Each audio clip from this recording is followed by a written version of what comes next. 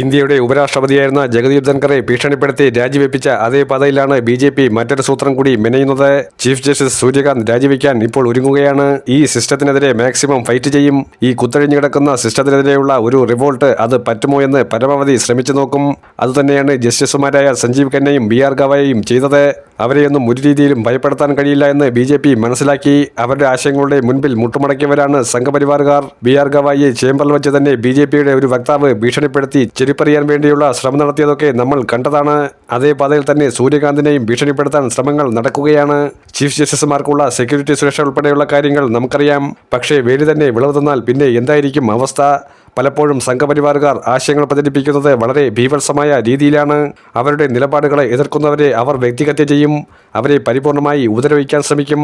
എന്നാൽ കോൺഗ്രസ് ഐഡിയോളജി അങ്ങനെയല്ല. സമാന്തര ആശയങ്ങളുള്ളവരെയും എതിർദിശയിലുള്ളവരെയും ഉൾക്കൊള്ളാനുള്ള വിശാല മനസ്സ് അന്നും ഇന്നും ഉള്ളതുകൊണ്ട് തന്നെയാണ് ബി.ജെ.പിക്ക് ഇപ്പോൾ ഈ രാജ്യം ഭരിക്കാനുള്ള അവസരം പോലും കിട്ടിയിരിക്കുന്നത്.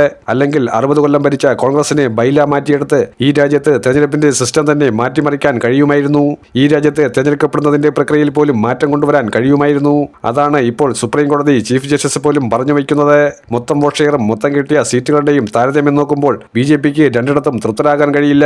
ബി.ജെ.പിക്ക് എതിർ സ്ഥാനാർത്ഥികളെക്കാൾ കുറച്ച് വോട്ട് ഷെയർ കിട്ടുകയും അല്ലെങ്കിൽ മൊത്തത്തിൽ ആ സംസ്ഥാനത്തെ വോട്ട് ഷെയർ കുറവാകുകയും എന്നാൽ സീറ്റുകൾ ഗണ്യമായി വർദ്ധിക്കുകയും ചെയ്യുന്നത് എന്തുകൊണ്ടാണ്? അവരുടെ എഞ്ചിനീയറിംഗ് പ്രോസസ് അങ്ങനെയാണ്.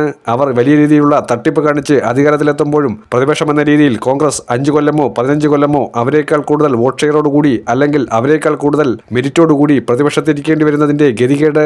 അതുകൊണ്ട് തന്നെയാണ് അവരുടെ ആശയങ്ങളെ എതിർക്കുന്നവരെ നാട് കടത്താനും ദേഹോപദ്രവം നടത്താനും ശ്രമിക്കുന്നത്. അതിനിരയാകാൻ ചീഫ് ജസ്റ്റിസിനെ കിട്ടുന്നില്ല.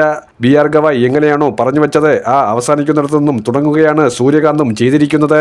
രാജിവെച്ച് വലിച്ചെറിഞ്ഞിട്ട് പോകും അന്തസ്സോടെ തലയോർത്തി തന്നെ എന്ന് നമുക്ക് അനുമാനിക്കാം.